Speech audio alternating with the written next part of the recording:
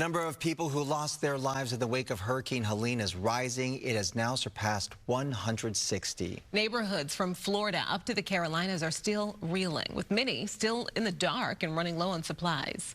Caroline Elliott is live in Asheville, North Carolina with the latest, one of the hardest hit areas. Caroline.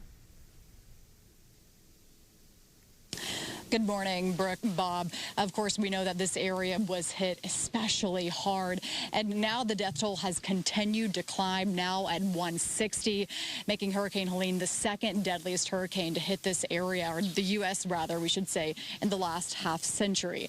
Here in North Carolina alone, the death toll is at 60 people, and the search for survivors has continued, but these are the conditions that crews are met with right now. You can see buildings completely destroyed, some buildings completely wiped away. No idea where they are now. And it's not just debris that crews are struggling with right now. We should say also this thick layer of mud covering many areas in this region. You can see this car completely submerged underneath, and it's certainly some very hard conditions to search through.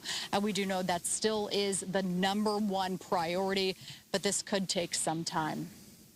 Brooke, and those pictures Bob. are so devastating to look at. Out of curiosity, so this must have been a river that was nearby that overflowed during the hurricane and the rains that came through there. How close are these homes to the river? How far did the water have to rise in order to reach these homes? Yeah, right now, Bob, I would say we're about 100 feet away from the Shenandoah River, and we know that this is an area that was hit especially hard in western North Carolina. But we do know that a lot of these homes around here are just completely demolished, completely wiped away. We have also found some homes that were swept down the river, and who even knows where those homes come from.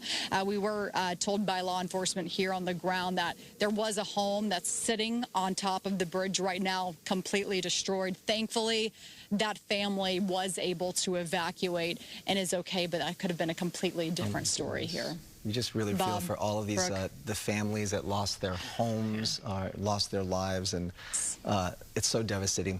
All right, Caroline, be safe out there. Thank you so much for your report.